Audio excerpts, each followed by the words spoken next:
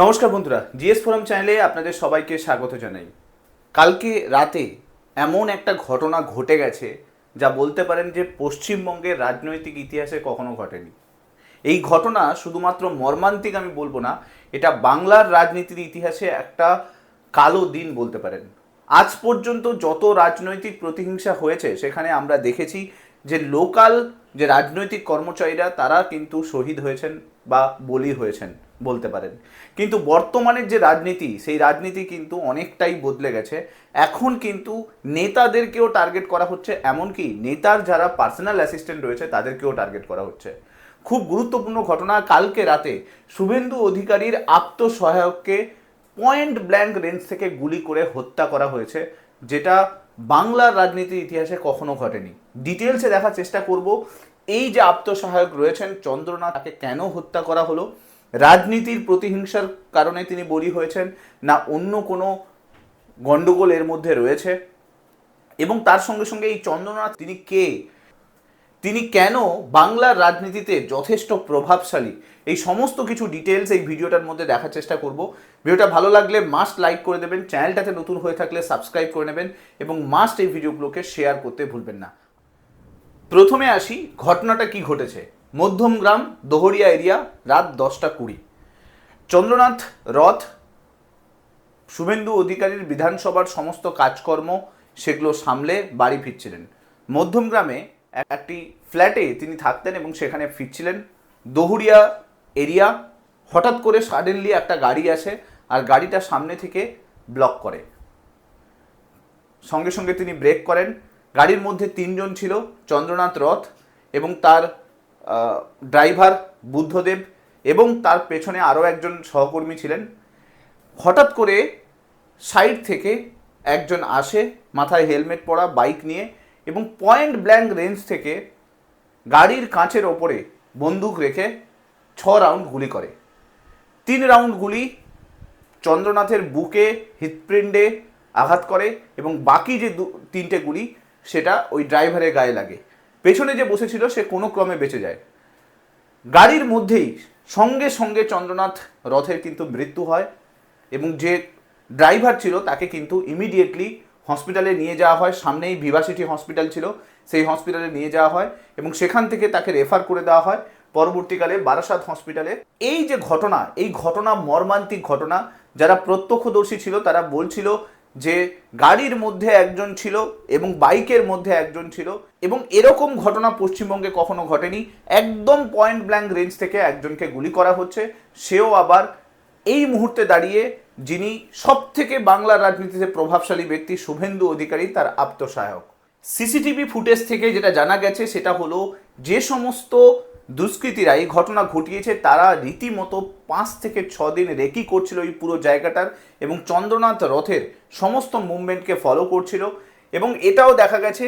এবং তারপরেই সুযোগ সময় সব কিছু পরিস্থিতি থাকাকালীন দুষ্কৃতীরা অ্যাটাক করে। কিন্তু প্রশ্নটা এখন শুধু একটা কি খুনের না, কিন্তু এখন শুধু প্রশ্নটা খুনের নয়, প্রশ্নটা হলো যে বাংলার রাজনীতি কি আবার সেই পুরনো টার্গেটেড ভায়োলেন্স বা টার্গেট কিলিংয়ের দিকে এগোচ্ছে? যে রাজনীতি 2011 সময় আমরা দেখেছিলাম সেই রাজনীতির দিকেই কি বাংলার রাজনীতি এগোচ্ছে? খুব গুরুত্বপূর্ণ প্রশ্ন, কারণ ভোট শেষ হয়েছে, রেজাল্ট বেরিয়ে গেছে, বিজেপি সরকার তৈরি করতে চলেছে।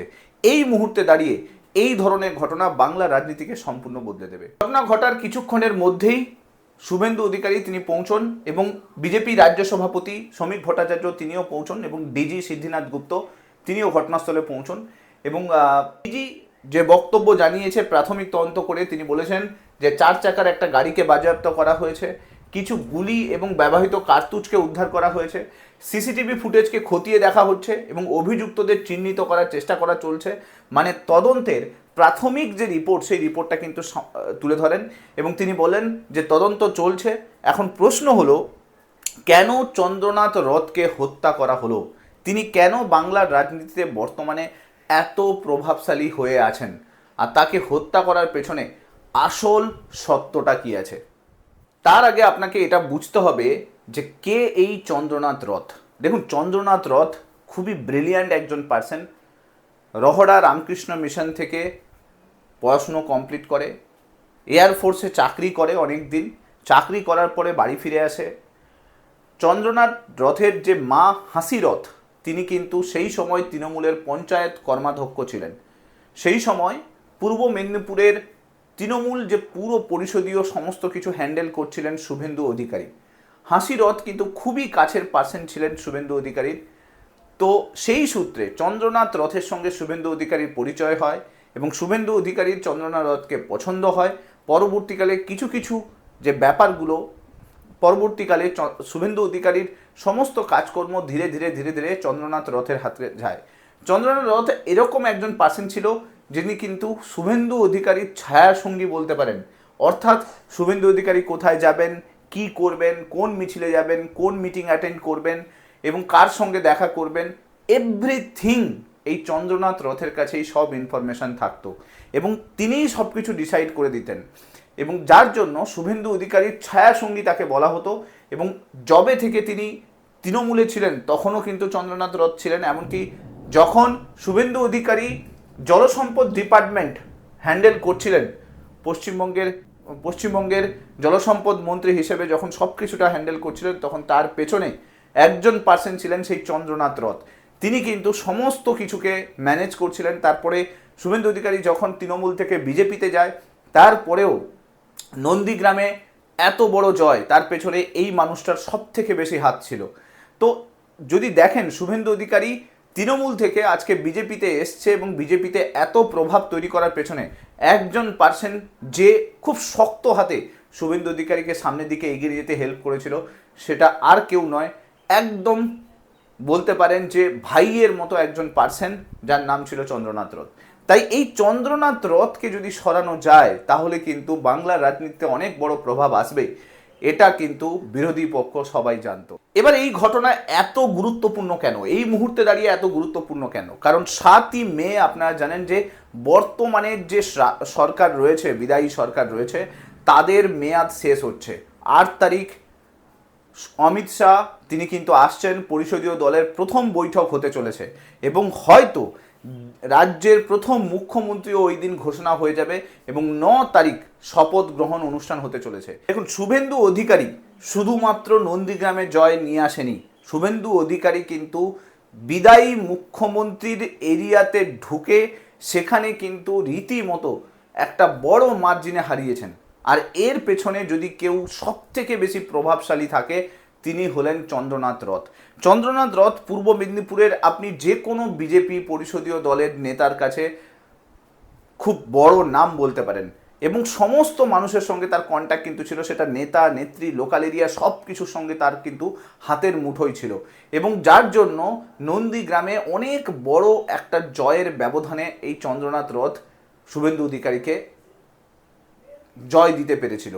এবং তার সঙ্গে সঙ্গে আজকে যদি ভবানীপুরে দেখেন, ভবানীপুরে বেশিরভাগ গুজরাটি প্রচুর লোক রয়েছে, মারোয়ারি প্রচুর লোক রয়েছে এবং তাদের সঙ্গে কানেক্ট তৈরি করা, শুভেন্দু অধিকারী কোন জায়গায় মিটিং করবে, কোন জায়গায় মিছিল করবে, কার সঙ্গে কথা বলবে, কার সঙ্গে মিটিং করার দরকার আছে, কিভাবে জনসভাগুলো করবে, কানেকশন কিভাবে তৈরি করবে মানুষের মধ্যে, সেগুলোর সমস্ত স্ট্র্যাটেজি মেকার ছিল এই চন্দ্রনাথ রথ। তো এর ফলে যদি এই মানুষটাকে সরানো যায় তাহলে কিন্তু শুভেন্দু অধিকারী কিন্তু অনেকটাই পিছিয়ে পড়বে, এটা সবাই কিন্তু জানতো। আর বাংলার রাজনীতিতে তাই জন্যই কিন্তু একটা বড় নাম এই চন্দ্রনাথ রথ হয়ে গেছিল। এবার যত সময় এগিয়েছে আপনারা দেখেছেন যে কিভাবে শুভেন্দু অধিকারী একটার পর একটা জায়গা, একটার পর একটা এরিয়াতে প্রভাব বিস্তার করেছে। কারণ বাংলাতে বিজেপি কিন্তু খুব একটা শক্তি ঘাঁটি ছিল না। আজকে যেটুকু শক্তি ঘাঁটি আপনি দেখতে পাচ্ছেন সেটা কয়েকজন পার্সনের জন্য, শুভেন্দু অধিকারী, শ্রমিক ভট্টাচার্য, দিলীপ ঘোষ, এদের মতো নেতাদের জন্যই কিন্তু বাংলার রাজনীতিতে বিজেপি প্রবেশ করেছে। মানুষ যখন একটা সরকারকে পরিত্যাগ করে তখন আরেকটা সরকারের দিকে কিন্তু ঝোঁক বাড়ায়, আর সেটা কিন্তু সেই পালসটুকু, জনগণের পালসটুকু কিন্তু বুঝে গেছিল শুভেন্দু অধিকারী। আর তাই জন্যই হয়তো সেই শুভেন্দু অধিকারীর সব থেকে শক্তিশালী হাত যেটা ছিল চন্দ্রনাথ রথ, তাকে সরানো খুব দরকার ছিল। সো বাংলার রাজনীতিতে বলতে পারেন একটা পুরনো যে কলঙ্কিত ছায়া সেটা কিন্তু আবার প্রবেশ করেছে।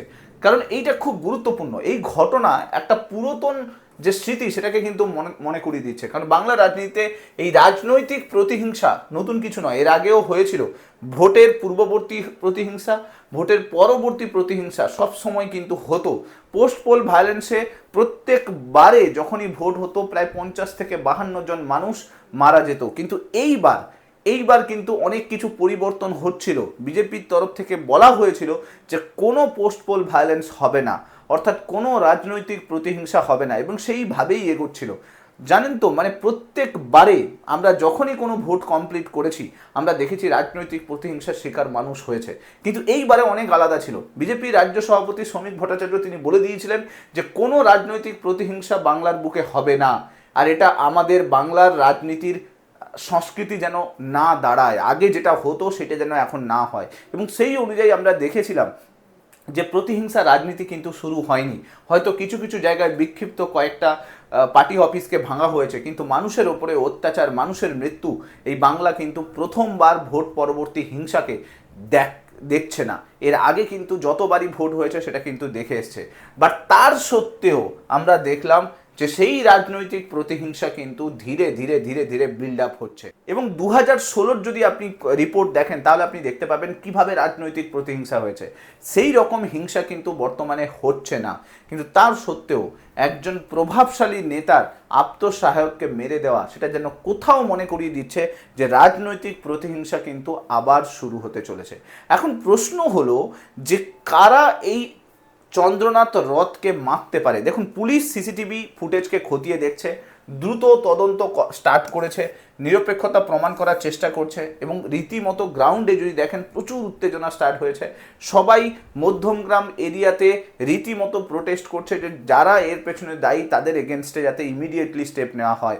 এবং শুভেন্দু অধিকারী নিজে বলেছে যে এই রকম কোনো, সমস্ত কর্মীদের উদ্দেশ্যে বলেছে এরকম কোনো স্টেপ যাতে কেউ না নেয়, যাতে হিংসা রাজনীতিটা বাংলার মানুষ দেখে। যে বাংলার মানুষ হিংসা রাজনীতিটাকে অপছন্দ করে আজকে ভোট দিয়েছে, সেই বাংলার মানুষ যেন নতুন করে রাজনৈতিক হিংসাটাকে না দেখে। এখন প্রশ্ন হচ্ছে যে তাহলে এই পুরো দোষের জন্য কারা দায়ী। দেখুন, এই যে পুরো ঘটনাটা, এটা কিন্তু পুরোটাই প্রি প্ল্যান্ড একটা ঘটনা। এরকম হতে পারে না যে কেউ সাডেন এসে একটা অ্যাটাক করে চলে যাবে। তো এটা একটা প্রি প্ল্যান্ড ঘটনা, এরকম বাংলাতে কখনো দেখা যায়নি। এটা উত্তরপ্রদেশে দেখা গেছে, মহারাষ্ট্রে অনেক সময় এই ধরনের ঘটনা আমরা সাক্ষী হয়েছি, কিন্তু বাংলাতে এরকম ঘটনা কখনো সাক্ষী হয়নি যে পয়েন্ট ব্ল্যাঙ্ক রেঞ্জ থেকে একটা রোডের ওপরে যেখানে প্রচুর ট্রাফিক রয়েছে সাডেন অ্যাটাক করে কেউ চলে যাচ্ছে। দেখুন, এই ঘটনাতে অনেক প্রভাবশালী ব্যক্তির নাম পরবর্তীকালে উঠে আসতে পারে যারা এই পুরো ঘটনাটার সঙ্গে কানেক্টেড থাকবে। কারণ মধ্যমগ্রাম থেকে আপনারা যদি দেখেন বাংলাদেশ কিন্তু খুব একটা বেশি দূরে নয়। তো অবভিয়াসলি একজন পার্টিকুলার ট্রেন্ড শুটারকে হায়ার করা হয়েছিল, যারা হয়তো এই ঘটনা ঘটিয়ে বাংলাদেশ পালিয়ে যেতে পারে, কিন্তু পালিয়ে কোথাও যেতে পারবে না। খুঁজে আমাদের যে রাজ্যের পুলিশ বর্তমানে যার হাতে রয়েছে ডিজি সিদ্ধিনাথ গুপ্ত, তিনি কিন্তু খুঁজে বের করবেন।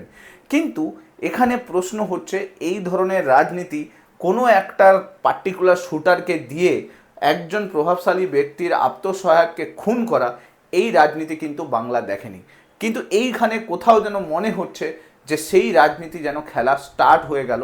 হয়তো ভবিষ্যতে এই খেলা আরও অনেক বড় হবে এবং অনেক মানুষের প্রাণ নিতে পারে। এই মুহূর্তে দাঁড়িয়ে পুলিশের উচিত ইমিডিয়েটলি খুব গুরুত্বপূর্ণ কিছু স্টেপ নেওয়া, না হলে হয়তো এই ঘটনা আরও অনেক বড় আকার নেবে এবং সময়ের সঙ্গে সঙ্গে এই বাংলার রাজনীতি কিন্তু আরও অনেক বেশি হিংসাত্মক হতে থাকবে। এখন দেখার বিষয় যে এই হিংসাত্মক রাজনীতির যে খেলা, সেই খেলা বন্ধ হয়ে যায় না আবার নতুন করে শুরু হয়। কারণ কালকে আছে নতুন করে বিজেপির পরিষদীয় দলের বৈঠক, রাজ্য সরকার গঠন তৈরি করার যে প্রসেস সেটা কালকে স্টার্ট হবে। অমিত শাহ কালকে শহরে আসছেন। এরপরে নতুন করে কি স্টেপ নেওয়া যায়, পুলিশ কি স্টেপ নেয়, সিআইডির তরফ থেকে কি স্টেপ আসে, এই সমস্ত কিছু ডিটেলস যা কিছু আসবে, আপডেট আসবে, আমি চেষ্টা করব ভিডিওর মাধ্যমে নিয়ে আসার জন্য। ভিডিওটা ভালো লাগলে লাইক করে দেবেন, চ্যানেলটাতে নতুন হয়ে থাকলে সাবস্ক্রাইব করে নেবেন এবং মাস্ট এই ভিডিওগুলোকে শেয়ার করতে ভুলবেন না। Thank you so much. Next ভিডিওতে আপনার সঙ্গে আবার দেখা হচ্ছে। টিল দেন।